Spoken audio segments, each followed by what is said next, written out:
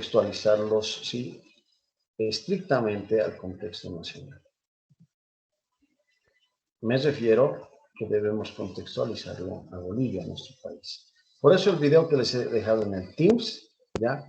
Es un video que, si lo han visto con atención, hace una referencia histórica a lo que ha vivido Bolivia en términos económicos, pasando por transformaciones políticas, obviamente, y qué es lo que le queda a Bolivia en futuro en términos económicos, ¿no? Entonces, todo lo relacionado a geografía económica, repito, que si bien lo vemos en teoría a nivel general, ya que podemos hacer un análisis tal vez general, obviamente desde el contexto universal, pero vamos a ir aterrizando, ¿no? Desde lo universal, lo latinoamericano y lo nacional, que es importante, porque como ciudadanos bolivianos debemos estar conscientes de estos temas que conciernen a geografía y también economía. Por eso este tema de geografía económica, que personalmente a mí me gusta mucho, ¿ya?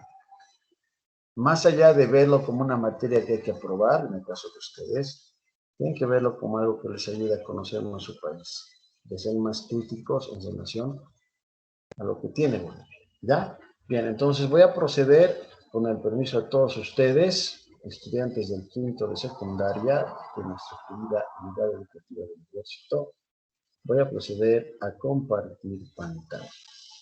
¿Sí? Procedo a compartir pantalla. Bien, ahí estamos. Bien. Ya estamos compartiendo pantalla. Vamos a ver el tema de geografía.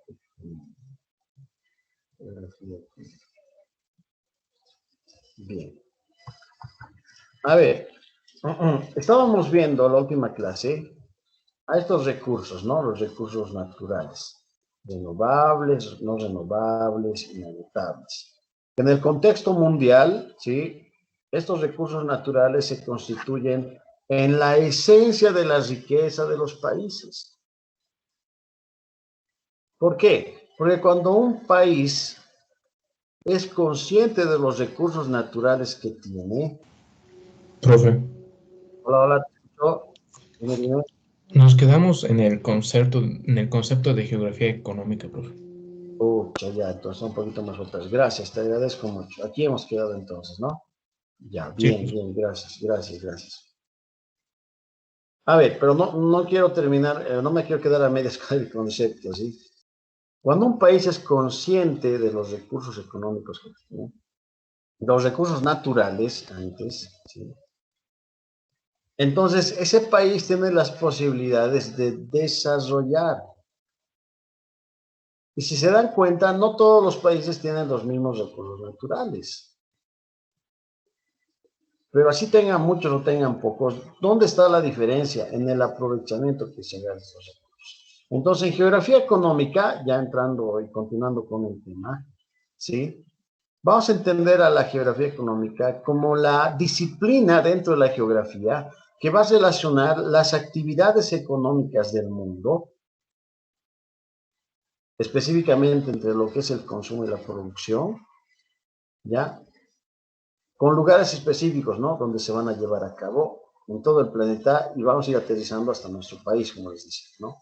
Ahora, cuando se habla de actividades económicas, estas actividades económicas siempre van a estar relacionadas, pues, entre estos dos parámetros, ya que en ciencias comerciales, ciencias económicas, marketing, por ejemplo, se habla mucho, ¿no? De la producción y el consumo, del productor al consumidor, la oferta y la demanda. Porque en el mundo la sociedad siempre va, ¿qué cosa? Va a demandar de qué? De que sus necesidades sean satisfechas. La sociedad va a demandar en el mundo de que sus problemas sean resueltos.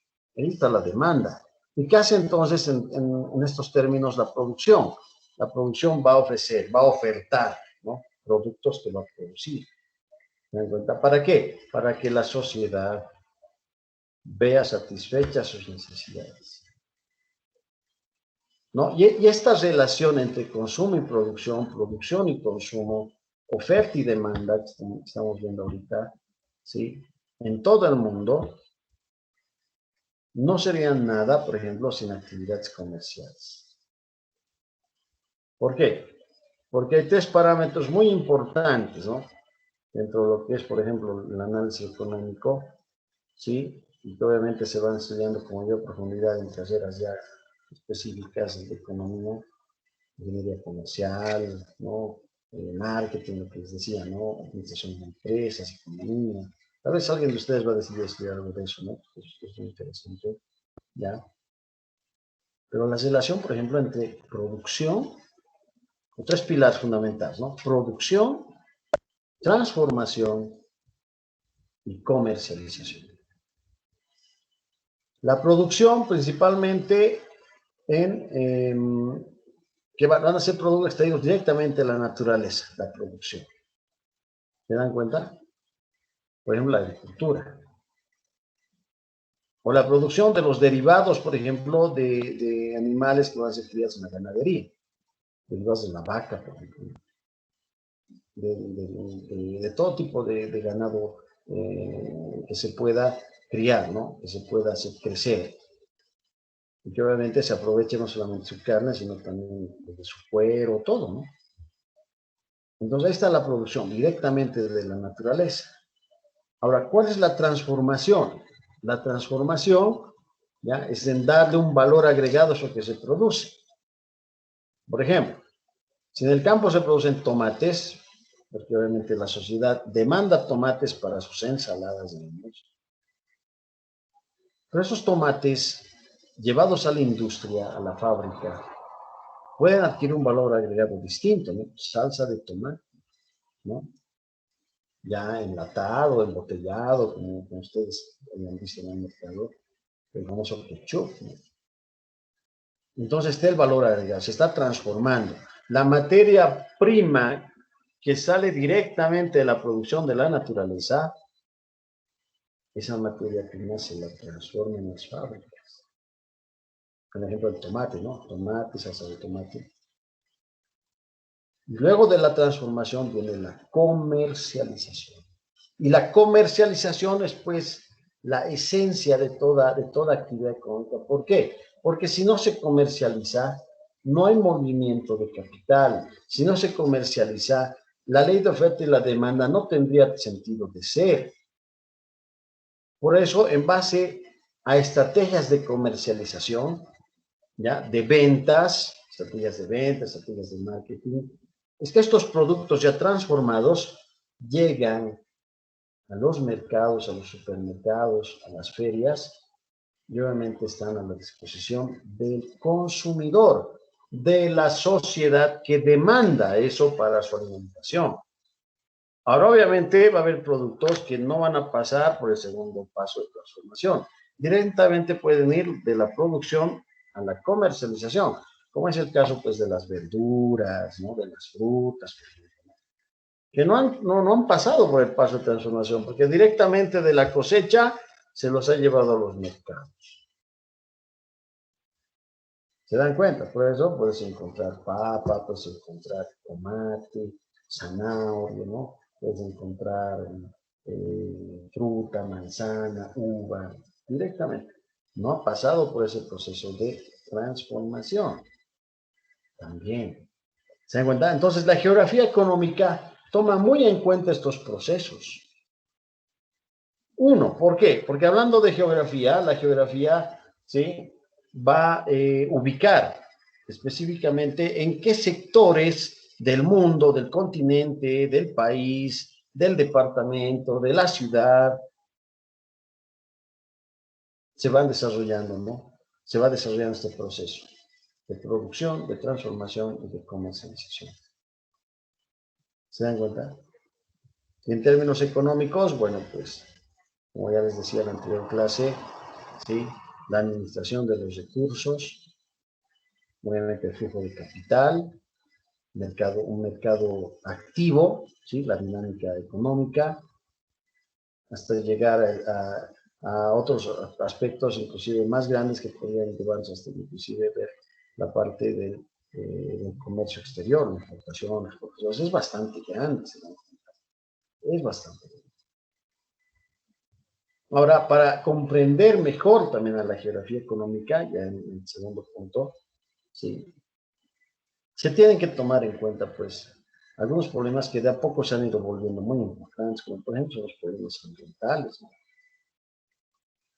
¿Por qué? Porque si no tomamos en cuenta al medio ambiente, a la biodiversidad, a los ecosistemas,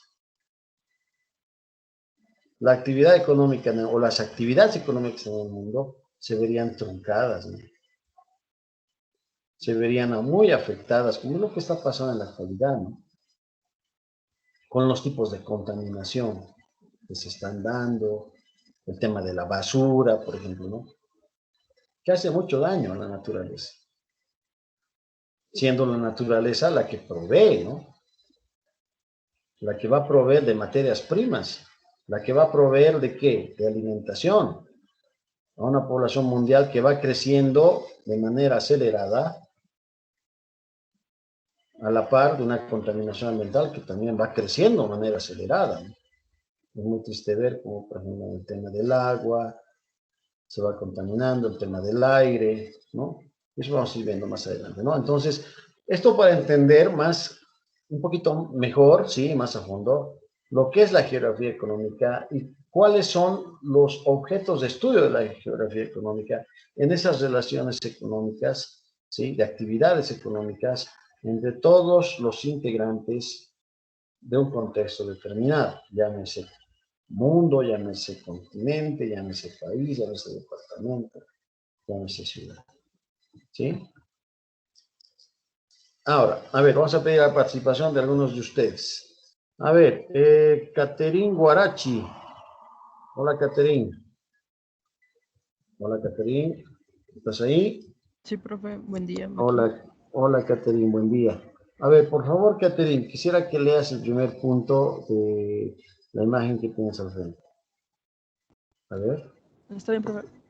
Las relaciones económicas no son estáticas y la geografía de la economía mundial se halla se halla en constante cambio. Ya, bien. Esto es lo que les decía, ¿no? Las actividades y las relaciones económicas no son estáticas, sino que responden también a esa dinámica social. Porque quienes hacen, a ver, quienes aprovechan los recursos naturales, quienes transforman los recursos naturales, quienes comercializan, quienes consumen, quienes ofertan, somos pues, los humanos, ¿no? Es la sociedad en general. Entonces, la sociedad tiene esa característica de dinámica social. Entonces, esa misma dinámica social, sí, cumple también las relaciones económicas, pero no son estáticas, porque en el momento en que la economía se pare en un país o en un continente en el mundo, entonces va a haber muchos afectados. Creo que ha pasado con el COVID, ¿no? En las cuarentenas rígidas en el mundo. Las economías se han paralizado, el aparato productivo se ha parado. ¿Y eso qué ha ocasionado? Gente sin trabajo, inflación, ¿no? Alza de precios de productos que ya no había. Entonces creo que el mundo, sí, desde el año pasado a la fecha, no sabemos qué vendrá más adelante, yo creo que la humanidad hemos comprendido, ¿no? A nivel general, que cualquiera de estos aspectos, por más sutiles que parezcan, como es el tema de un virus, imagínense cuánto daño ha causado y cómo puede afectar, ¿no? A la economía del mundo, a la economía del continente, a la economía del país, a la economía del departamento, a la economía de la ciudad, del municipio, a la economía de mi familia. Porque a todos nos ha afectado, en mayor o menor grado nos ha afectado, ¿no? Dichoso aquel que diga, no, a mí no me afecta nada, ¿verdad? Dichoso aquel, no creo. En menor o mayor grado, a todos nos ha afectado en términos económicos. En términos de salud es otra cosa, ¿no? A ver, segundo punto. A ver, va a leer Lorena Cabrera. A ver, Lorena, estamos escuchando. Dale, Lorenita. Hola. ¿Estás ahí, Lorena? Profe, sí, Hola, sí. Lorena. Dale, dale, Lorenita, te escuchamos. El segundo puntito, ¿no, profe? Sí, sí, sí, por favor. En los últimos años, la reestructuración industrial ha provocado la globalización de los procesos productivos. Ya, muchas gracias. A ver, con el paso del tiempo, ¿sí? Las industrias también han tenido que acomodarse a la evolución de la tecnología. ¿Se dan cuenta? Entonces, ¿eso qué ha dado como resultado una reestructuración industrial? ¿Sí? Uno, por el tema de las tecnologías y también por el tema de las necesidades emergentes en las diferentes sociedades, ¿ya? Porque la industria, ¿sí? La industria se ha dado cuenta de que si bien la alimentación, por ejemplo, en la sociedad es muy importante, pero había habido otro sector también que escucha, genera bastante economía, bastante ganancia, ¿no? Es el tema de la ropa, por ejemplo, es el tema de la tecnología, ¿no? La fabricación de celulares, por ejemplo. Entonces había una reestructuración. Ahora, para entrar a ritmo de los países primermundistas, en primera instancia, ya, sí, para entrar a ritmo, entonces las industrias de los países han tenido que reinventarse, han tenido que adoptar, ¿sí? ¿Qué cosa? Nuevas tecnologías, adquirir nuevas tecnologías. ¿Por qué? Porque la competencia mundial, a ver, esto es importante también entender, porque a nivel de economías, hay economías más fuertes en el mundo, ¿no? Hay economías que están compitiendo constantemente, ¿sí? Y hay economías que se han ido globalizando. Por ejemplo, antes del COVID-19, ¿sí? Y hablaremos, por ejemplo, de finales del siglo XX, inicios del siglo XXI, ya que es nuestra época, la actual, hasta la actualidad, ¿sí? ¿Quién mandaba o quién manejaba las riendas de la economía en el mundo? Era pues Estados Unidos, ¿no? Con sus aliados en la Unión Europea, ¿no? Entre otros, ¿no? Y algunos asiáticos más como Japón, por ejemplo, ¿no? Que se han vuelto aliados de Estados Unidos. Pero de a poco ha ido surgiendo una nueva potencia, ¿no? China.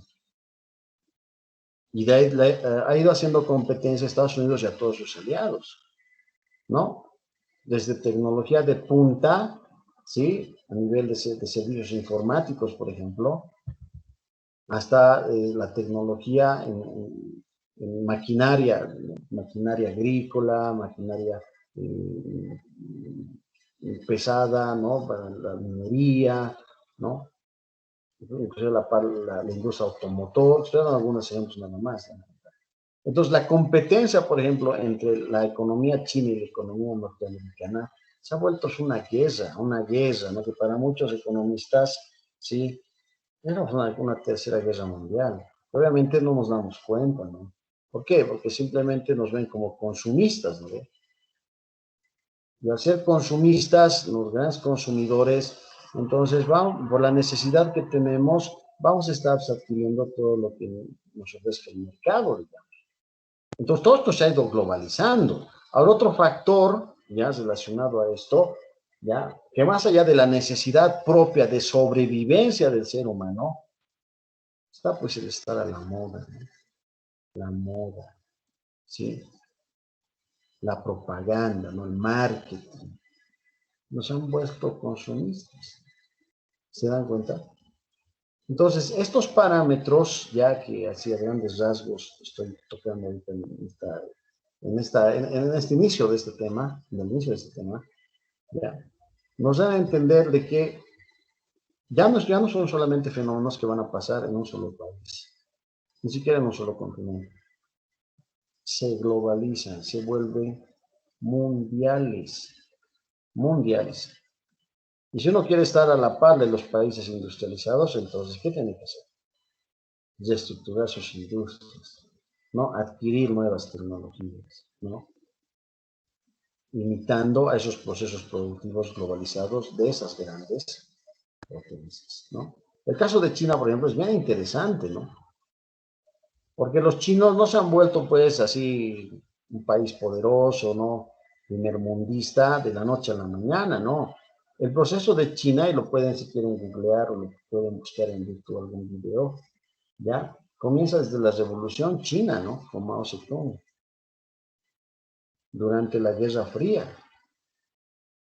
China logra su revolución, una revolución comunista, pero cuando ve, por ejemplo, que la Unión Soviética ya perdía credibilidad a nivel mundial ante su enemigo, los Estados Unidos, con su modelo capitalista, entonces los chinos son más inteligentes, ¿no?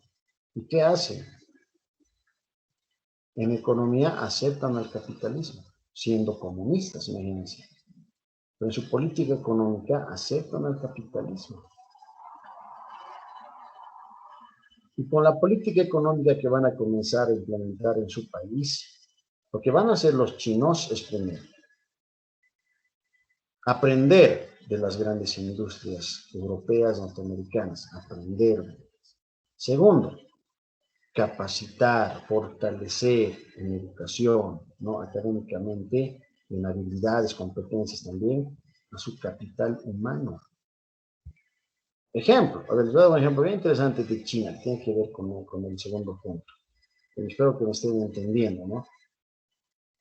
Cuando la población china comienza a crecer, ¿sí? En las principales ciudades de China, ya era muy necesario, por ejemplo, construir unos trenes interurbanos.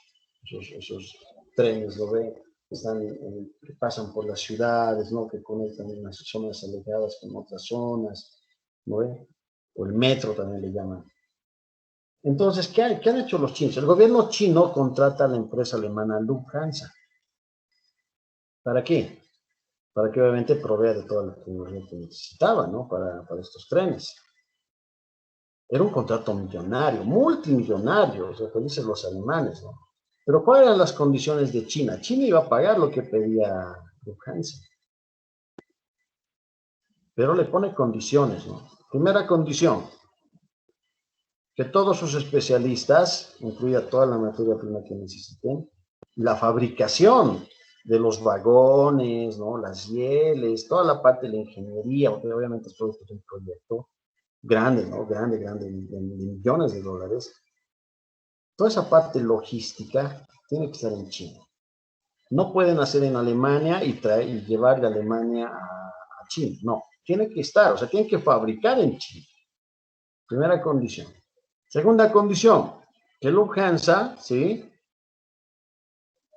Contrate y también pueda dar el sistema de pasantías a profesionales chinos del área. De ingeniería industrial, ¿no? Ingeniería civil, para el tema de las rieles. ¿Se dan cuenta? Que contrate profesionales chinos para que estos aprendan. Entre las principales condiciones. Entonces, cuando los alemanes aceptan, ¿no? No hay problema. Entonces comienzan a llevar todos sus equipos a China, ¿no? A las ciudades donde tenían que, obviamente, colocar, donde tenían que estar las rieles, ¿no? Los vagones, todo aquello. Pero también contratan personal chino. Y el personal chino no va a ir, pues, solamente a cumplir el trabajo, digamos, ¿no? Sino que su principal función desde el Estado va a ser, ¿qué? Aprender. La mano de obra, por ejemplo, los técnicos, albañiles, por ejemplo, también tienen que ser chinos. Entonces, aprender, lo principal, aprender. Y ese contrato ha durado, pues, unos 10 años, más o menos. Después de 10 años que se termina el contrato, ya, gracias Lufthansa, chao Lufthansa. Lufthansa vuelve e instala, ¿no? Los trenes, todo aquello, ¿sí? Y después, ¿qué hace China, el gobierno chino? En base a lo que han dejado los alemanes como enseñanza en su país, han creado su propia empresa de ferrocarriles. Bueno, ferrocarril suena antiguo, ¿no? Su propia empresa de trenes urbanos. Esos trenes interurbanos, ¿no? Del metro, como les dicen en los lugares, ¿no? A ver, han imitado la tecnología alemana, ¿sí? ¿Por qué? Porque la gente china se ha capacitado, ya sabía cómo eran los procedimientos, cuál era la materia prima que necesitaban. Ya a la larga, ¿sí? El gobierno chino ya no ha tenido que contratar otra vez a empresa alemana o de otro país para la construcción de sus trenes, no, sino que directamente la empresa nacional china se ha hecho cargo de todo eso. Y es más, se ha convertido en competencia, ¿no? De la misma Lufthansa. Porque en otros países del mundo, en todo el mundo se necesita trenes interurbanos, ¿no? Porque las ciudades están creciendo. Se presentaba la licitación de Lufthansa, pero también se presentaba la empresa china. La empresa china, ¿qué es lo que ofrecía? Lo mismo que los alemanes, pero a menor costo. Ah, entonces, ¿qué preferían? Darles la concesión a los chinos. ¿Se dan cuenta cómo ha crecido, sí? ¿Cómo ha sido este proceso de desestructuración industrial en China? Por eso ha crecido tanto China. Lo mismo con Toyota, ¿no? Con Toyota. Porque el acuerdo, por ejemplo, entre chinos y japoneses, que históricamente han sido enemigos, ¿no? Desde el día de hoy, digamos que ya tienen relaciones medio hipócritas, digamos, políticamente. Pero, ¿qué han hecho? Hay mucha mano de obra china ha ido a Japón. ¿Sí? Ha ido a Japón a aprender de Toyota, de Nissan, ¿no? De las grandes marcas. Y ahora los chinos, ¿qué hacen? Fabrican autos, ¿sí? Porque hay una inundación, ¿no? En el parque automotor de automóviles chinos con tecnología japonesa, con principios de la tecnología japonesa. Otro ejemplo interesante de los chinos, el tema, por ejemplo, de McDonald's. McDonald's siempre ha querido entrar a China, ¿no? Lo ve, tenía un mercado potencial. China piensa y dice, ya, que ingresen, pero solamente por un tiempo, nada más. Pero igual, las mismas condiciones, deben contratar a personal chino, ¿no? Todo chino, de profesionales, técnicos, operarios chinos. Y una vez que termina la vigencia del contrato de McDonald's vuelve a su país, Estados Unidos, chao McDonald's, y los chinos crean sus propias empresas de hamburguesas muy fuertes. Entonces, esos son ejemplos de estructuración industrial, ¿sí? Que se van globalizando, pero obviamente va a depender mucho de los países, de aquellos que adopten esta reestructuración y que entiendan los beneficios de la globalización.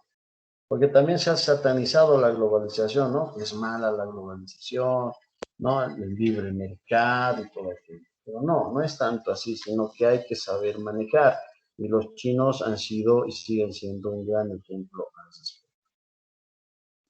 A ver, vamos con el tercer punto. Vamos a pedirle que lea, a ver, ¿dónde está? Alguien que no participa mucho. Aquí está. Johan Paye. Johan, ¿estás ahí? Johan Paye. Sí, profe. Hola, Johan. Por favor, lee el tercer punto. Bueno, las industrias pesadas tradicionales se reubican en los países menos desarrollados, mientras que las industrias de alta tecnología y de servicios se instalan en los países desarrollados. Ya, muchas gracias. ¿Esto a qué hace referencia?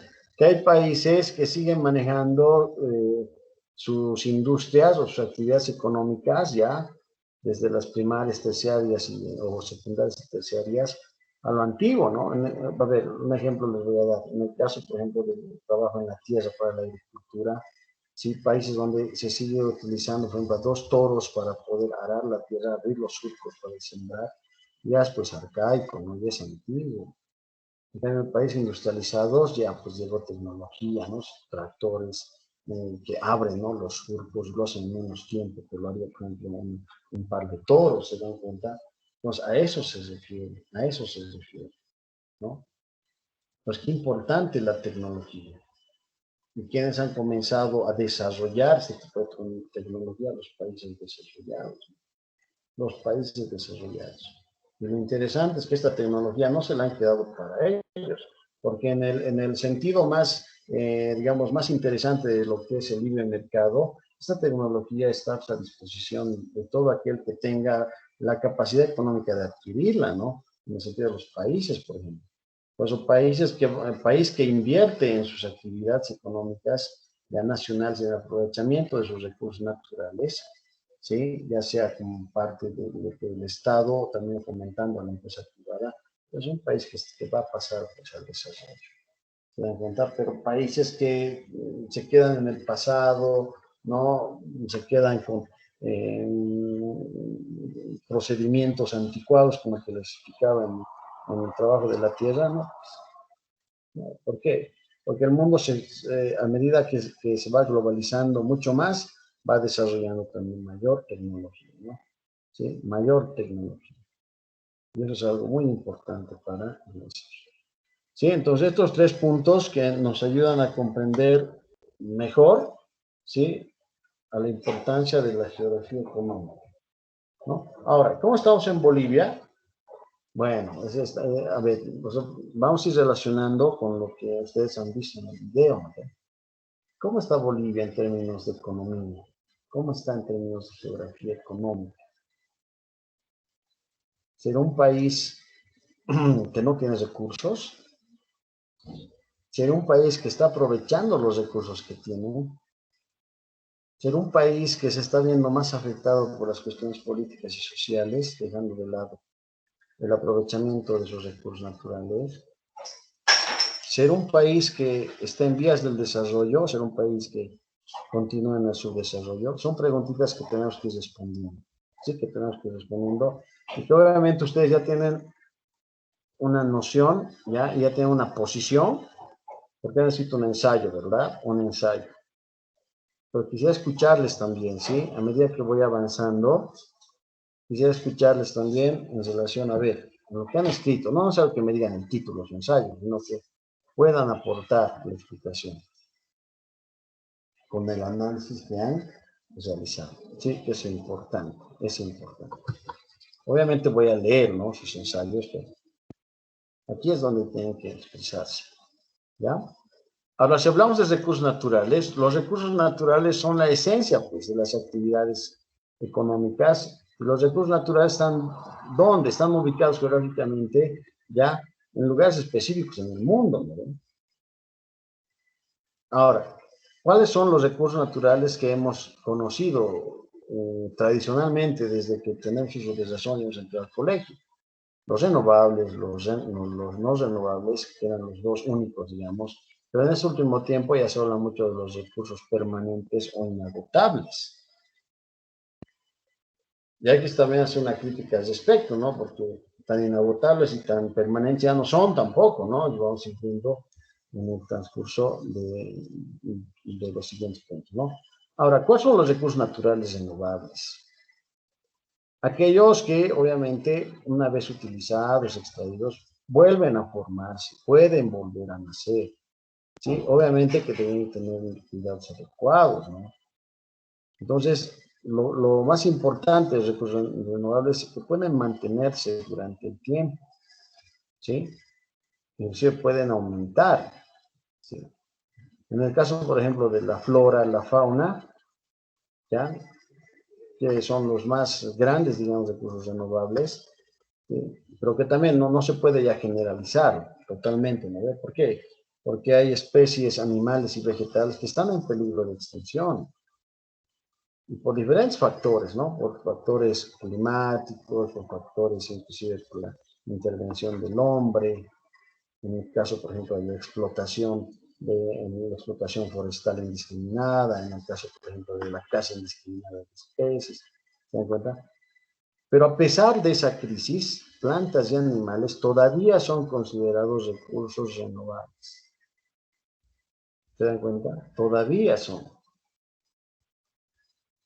Ahora, obviamente, estos recursos renovables, en la parte, la fauna y la flora, en el mundo, dependen para su subsistencia de otros recursos, pues como son el agua y el suelo. Porque sin agua dulce no hay especie que viva, ¿no? Ni la humanidad sin agua dulce. Sin un suelo apto para la producción agrícola, entonces tampoco va a haber alimentación. ¿Se dan cuenta? Entonces se necesita, o sea, hay una dependencia muy grande, ¿no? Entre los diferentes seres vivos en nuestro planeta, que también se constituyen en recursos renovables, ¿no? Hablando de plantas animales específicamente. Ahora, hablando del tema del agua, por ejemplo, el agua que se lo ha considerado, ¿no?, un recurso permanente, ya no es un recurso permanente. Estamos hablando del agua dulce, por si acaso, ¿no? ¿Por qué? Porque el agua se está contaminando, ¿no? Y se contamina con mucha facilidad. Y no solamente la contaminación directa del agua, sino también el efecto, ¿ya?, que está teniendo, por ejemplo, la contaminación ambiental, el efecto invernadero, ¿no?, la capa de ozono y todo aquello, en relación, por ejemplo, a las reservas de agua dulce en los glaciares, que de a poco están desapareciendo, ¿no? Lo mismo pasa en los extremos del planeta, en el polo norte, en el polo sur, por ejemplo, ¿sí? Entonces, el agua dulce ya está dejando de ser un recurso permanente.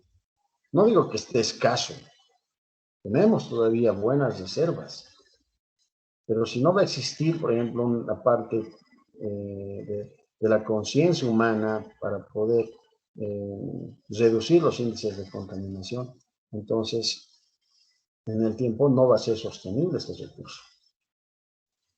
Las nuevas generaciones van a tener que pelear por estos recursos, ¿sí?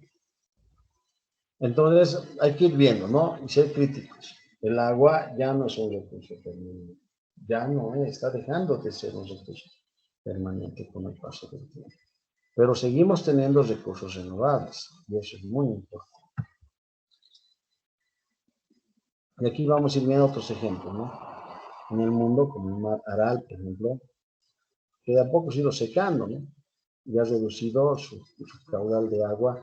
¿Por qué? Porque han habido ríos que ya no han desembocado en este mar, sino que han desviado sus aguas hacia otros sectores, ¿no?, productivos, en este caso los cultivos de algodón. Y en Bolivia esta realidad no es, pues, ajena. ¿Por qué?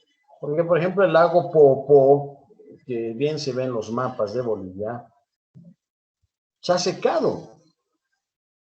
No totalmente, pero ya no es del tamaño que era. Otro, han debido ver en las noticias, el lago Uruburu, tanta contaminación, botellas de plástico, de nylon, de todo, bolsas. Igual. Entonces, este es simplemente una muestra, ¿no?, de a lo que podemos llegar. Imagínense un Titicaca así seco como en la imagen. Uy, estamos fregados, muchachos.